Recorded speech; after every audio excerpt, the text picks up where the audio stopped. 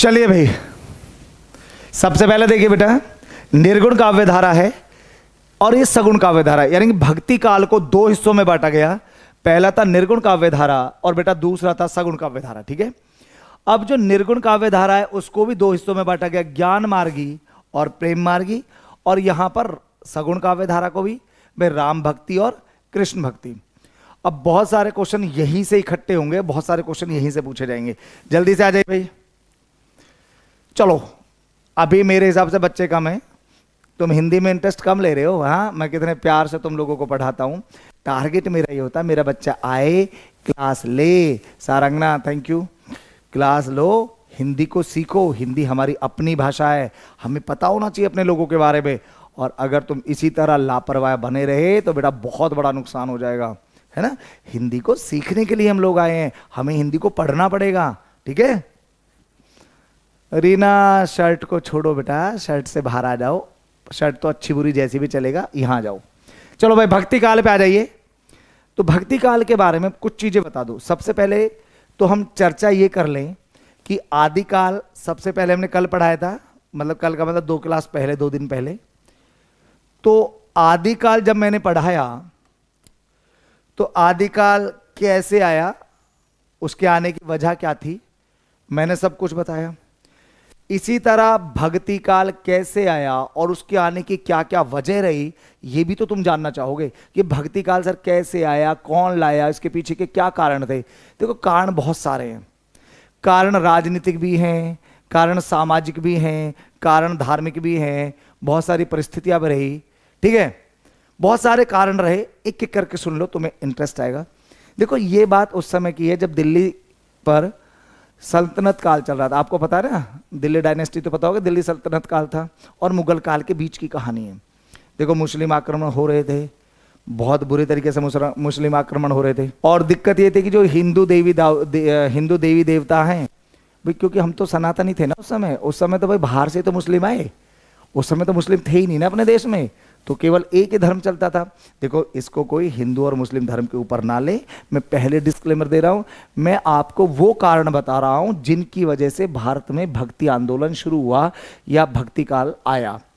तो भाई ईसाई थे उस समय ना, मुस्लिम लोग आ रहे थे, मुस्लिम आक्रांत आ रहे थे। और ये क्या कर रहे थे, ये अपने देश के जो मंदिर हैं, मस्जिद है, उनको तोड़ रहे थे। मस्जिद को तोड़ रहे हैं, मंदिर को तोड़ रहे हैं। जो आपके आराध्य देव हैं, भगवान विष्णु हैं, भगवान शिव है और अन्य आराध्य देव थे जिनको आप लोग मानते थे, उनके मंदिर गिराए जा रहे थे। आपके आराध्य देवों के बारे में अपशब्द कहे जा रहे थे, आपको भी मारा पीटा कुचला जा रहा था। तो उस समय बहुत दयनीय स्थिति थी। तो रामचंद्र शुक्ल कहते हैं ऐसी स्थिति में केवल ईश्वर ही एक सहारा हो सकता था। तो लोगों के दिल में ईश्वर के प्रति प्रेम जागा। भाई एक बात बताओ, जब मुझ पे आफत आएगी और मैं बहुत ज़्यादा परेशान हो जाऊंगा तो कहीं ना कहीं मेरे दिल दिमाग में यही आएगा ना कि भाई मुझे भगवान बचाएंगे। भाई कुछ तो सोचूंगा ना मैं, मेरे दिल दिमाग में ये आएगा भाई भगवान आएंगे और मेरी रक्षा करेंगे। भाई डूबे का सहारा ईश्वर ही तो होते। तो एक वजह तो ये रही, हम बिल्कुल फंस चुके थे, परेशान हो गए थे, मंदिर तोड़े गए, घर भी तोड़े जा रहे थे, माँ बहनों की इज्जत भी लूटी जा रही थी, बहुत ज़्यादा परेशानी चल रही थी, है ना। वो तो बाहर के लोग आए ना, बाहर के लोग क्या इज्जत देंगे उस समय। तो उसकी वजह से भी धीरे धीरे लोगों की ईश्वर के प्रति आस्था हुई। उन्हें लगता था अब कोई हमें बचाने वाला ही नहीं है, हम तो बुरी तरह से फंस गए। थैंक यू योगेंद्र कुमार जी, हम तो बुरी तरह से फंस गए हैं। दूसरी वजह क्या रही, दूसरी वजह जो जॉर्ज ग्रियर्सन बोलते हैं, जिन्होंने कालानुक्रम के अनुसार भारतीय साहित्य का इतिहास लिखा था, जॉर्ज ग्रियर्सन, मैंने पहले भी उनके बारे में तुम्हें बताया। उनका मानना है कि मद्रास में कुछ लोग ईसाई आकर बसे थे और ईसाई लोगों ने ही धीरे धीरे भक्ति काल को पैदा किया, जो कि मतलब मुझे फ्रॉड लगता है। इस बात पे बहुत सारे लोग सहमत ही नहीं है। ये कह रहे हैं कि ईसाई आए और ईसाइयत यानी क्रिश्चियंस आए और क्रिश्चियंस ने क्या किया, हमारे धर्म को फैलाया। ये बात तो तुम्हें भी नहीं पच रही होगी। पंडित रामकुमार वर्मा जी कहते हैं कि मुसलमानों के टक्कर लेने की हिम्मत हिंदुओं में थी नहीं उस समय। मुस्लिम बहुत हावी हो गए थे, इनके बस की नहीं था युद्ध करना, ये असहाय नजर आ रहे थे। तो जब आदमी असहाय नजर आता है, वो उनके टक्कर के थे ही नहीं, तो मजबूरी में इन्होंने क्या लिया, भगवान की शरण में चले गए। ये रहा कुछ उस समय नाथ संप्रदाय से भी लोग उब गए थे, क्योंकि जो नाथ नाथ संप्रदाय मैंने बताया था ना लास्ट वाली क्लास में, जो नाथ संप्रदाय था उसके साथ सबसे बड़ी दिक्कत ये थी कि उसमें प्रेम नहीं था, उसमें भक्ति नहीं थी, उसमें प्रेम नहीं है, भक्ति नहीं है, हृदय खुलता नहीं था, बड़ा रूखा रूखा सा, बेरूखा रूखा सा संप्रदाय था नाथ संप्रदाय। तो इस कारण भी लोगों को ना नई भक्ति चाहिए थी, नए संप्रदाय का वेट कर रहे थे लोग, क्योंकि मजा नहीं आ रहा था पूजा करने में। पॉइंट क्लियर बेटा? ये कुछ वजह रही जिसकी वजह से भक्ति काल आया। रामचंद्र शुक्ल कहते हैं कि भाई बाहरी आक्रमण की वजह से हमारे अंदर की चीजें जागी। लोग कहते हैं, ताराचंद कहते हैं कि अरबों की देन है, जो अरबी लोग यहाँ आए उनकी देन है। जाज गिरियसन कहते हैं कि ईसाइयों की देन है। हजारी प्रसाद द्विवेदी ने बहुत अच्छी लाइन की, उन्होंने कहा नहीं, एक समय आता है इंसान के जीवन में जब इंसान खुद ही उसके अंदर से भक्ति फूटती है। अगर मैं ये मान के चलूं कि अगर मुस्लिमों का आक्रमण नहीं भी होता तो भी इस बात को हम लिखित में दे देंगे कि भारत में भक्ति काल होना ही था। उन्होंने कहा यह स्वतः स्फुटित हुआ है, इसको लाने में ले जाने में ना मुस्लिमों का काम है, ना ईसाइयों का काम है, ना मुस्लिमों के डर के वजह से हमें भक्ति सीखी है। भक्ति इंसान के अंदर थी, कभी ना कभी तो आनी थी, इसलिए भक्ति आ गई। Point clear? ये भक्ति काल की विशेषता रही। दूसरी बात ये भी रही, ये जो भक्ति काल को आप मुझसे सुन रहे हैं, इसके बारे में 2-3 पॉइंट लिख लीजिएगा। आपसे पूछेगा कि भाई भक्ति काल कहते ईसाइयत की देन रही, ईसाइयत की देन रही, ये किसने कहा? तो आप कहोगे कि भाई ईसाइयत की देन रही, ये जॉर्ज ग्रियर्सन ने कहा। और पूछेगी कि भाई अरबों की देन रही, तो आप कहना ये ताराचंद ने कहा कि भाई अरबों की देन है, कि जो अरब से लोग आए उन्होंने यहाँ भक्ति पैदा की। और मुस्लिमों के बाह्य आक्रमण के कारण डर की वजह से हमारे अंदर भक्ति आई, ये रामचंद्र शुक्ल का कहना है। और हमारे अंदर भक्ति अपने आप आई, स्वतः आई, आज न कल आनी ही थी, ये डॉक्टर हजारी प्रसाद द्विवेदी का कहना है। तो रामचंद्र शुक्ल के विचार भी आपको पता चले, ताराचंद के भी पता चले और गिरियर्सन के भी पता चले, ठीक है। लेकिन भक्ति का जो आरंभ हुआ था मेरे बेटा, भक्ति का आरंभ जो हुआ था वो दक्षिण में हुआ था, दक्षिण में हुआ था, मतलब साउथ से शुरू हुई है भक्ति। हमें लगता है कि हमारे नॉर्थ में हुआ था, नहीं। जो भक्ति भारत में शुरुआत हुई वो आलावर भक्तों ने की। आलावर भी एक संप्रदाय था 7वीं शताब्दी में, 7वीं शताब्दी में जो संप्रदाय था आलावर भक्तों ने शुरू की। एक व्यक्ति थे रामानंद, वही रामानंद जिन्हें आप कबीर के गुरु के रूप में जानते हैं, ठीक है। वही रामानंद जिन्हें आप रैदास के गुरु के रूप में जानते हैं। उनके 12 शिष्य थे रामानंद के। रामानंद दक्षिण से उत्तर में लेकर आए भक्ति को। तो ये पूछा जाता है कि भाई भक्ति को दक्षिण से उत्तर में कौन लेकर आया? तो लेके आए रामानंद। भाई 1 नंबर का क्वेश्चन है, लिखोगे तो पढ़ने में मजा आएगा। तो रामानंद ने क्या किया? दक्षिण से भक्ति को कहां लेके आए? उत्तर में लेके आए, ठीक है। दक्षिण से भक्ति को उत्तर में लाने वाले व्यक्ति रामानंद है। रामानंद वही रामानंद है जिनके प्रिय शिष्य कौन है?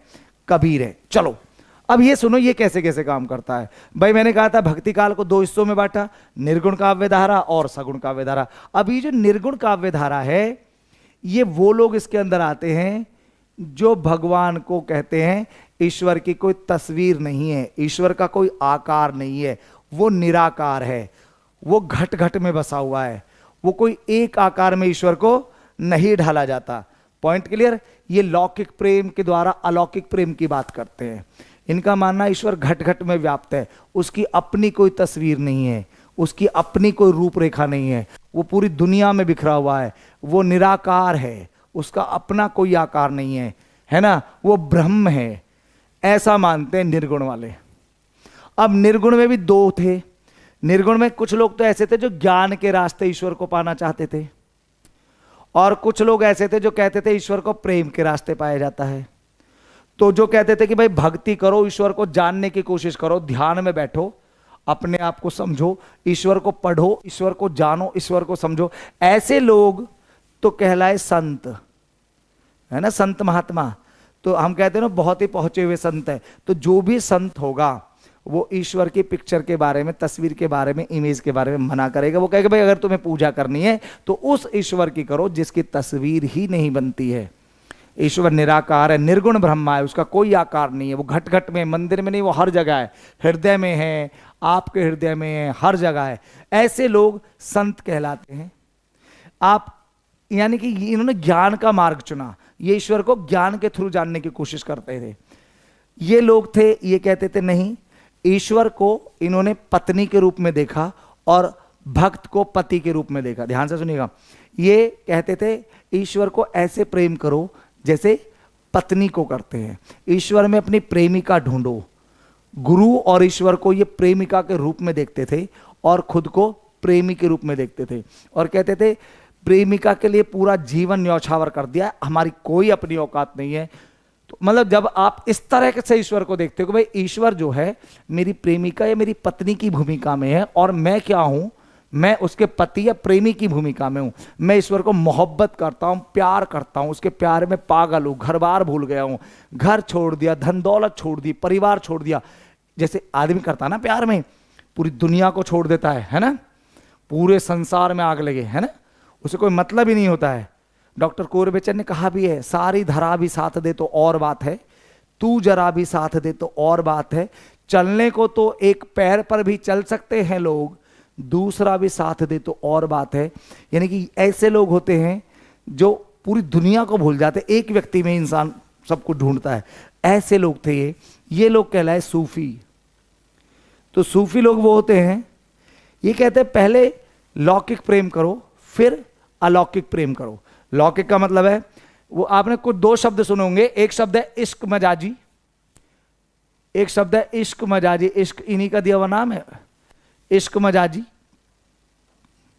और बेटा एक शब्द है इश्क हकीकी, इश्क हकीकी। अब इन दो शब्दों को सुनिएगा।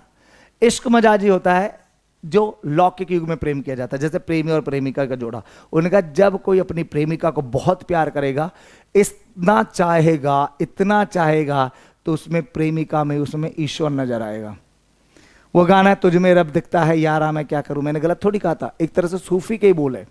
अगर वो कह रहा है ना तुझ में रब दिखता है यारा मैं क्या करूं, इसका मतलब ये रब उसको इसलिए दिख रहा है, उसने सारी दुनिया को छोड़ दिया, वो उसके पीछे पागल हो गया है, उसको कुछ और नजर ही नहीं आता है, उसका अल्टीमेट टारगेट वही हो गया है। तो ऐसे लोग जो हैं वो क्या है, सूफी है। इश्क हकीकी कहते हैं जब आप अपने प्रेम में डूब जाओगे तो फिर आप ईश्वर से भी प्रेम कर पाओगे, उस परमात्मा उस अल्लाह से भी प्रेम कर पाओगे। ज्यादातर इसमें जो कवि रहे वो मुस्लिम रहे, ज्यादातर मुस्लिम रहे, और इसमें जो रहे वो हिंदू रहे। तो हिंदू ज्ञान की तरफ निकला और मुस्लिम सूफी यानी कि प्रेम की तरफ निकला। लेकिन इसमें कट्टरवाद नहीं था, इसका मतलब ये नहीं भाई ये मुस्लिम थे तो ये कट्टर थे ना, ये हिंदुओं से बहुत ज्यादा प्रेम करने वाले लोग थे। ये हिंदुओं के घर जाते थे और इन्होंने अल्लाह को तो प्रेम ही किया, इन्होंने भगवान को भी प्रेम किया, इनका ईश्वर के प्रति भी वही समर्पण था। ये इन्होंने हिंदुओं के धर्म ग्रंथ पढ़े और उनकी कहानियां बनाई और इन्होंने हिंदू धर्म का भी प्रचार किया, इसलिए ये लोकप्रिय थे। हिंदू भी इन्हें बहुत पसंद। भाई संत की कोई अपनी जाति थोड़ी होती है, भाई संत की अपनी कोई जाति थोड़ी है, संत तो संत होते हैं, क्या हिंदू क्या मुसलमान, जाति क्या पूछते हैं। ऐसे ये करते थे। ज्ञान मार्ग कहते थे यहाँ कोई जाति नहीं होती, यहाँ कोई ऊंच नीच नहीं है, हम तो संत है। संत हमेशा किसी की ना जाति पूछता है, ना किसी का धर्म पूछता है, ना अमीरी पूछता है, ना गरीबी पूछता है। संत देखता है कि भाई इस बंदे के अंदर ना ईश्वर को लेकर कितना अटेंशन है, मतलब ये कितना पागल है ईश्वर को लेकर, अगर है तो हमारे ग्रुप में आ जा। संत जाति से क्या लेना, धर्म से क्या लेना, विद्या है विद्या से क्या लेना।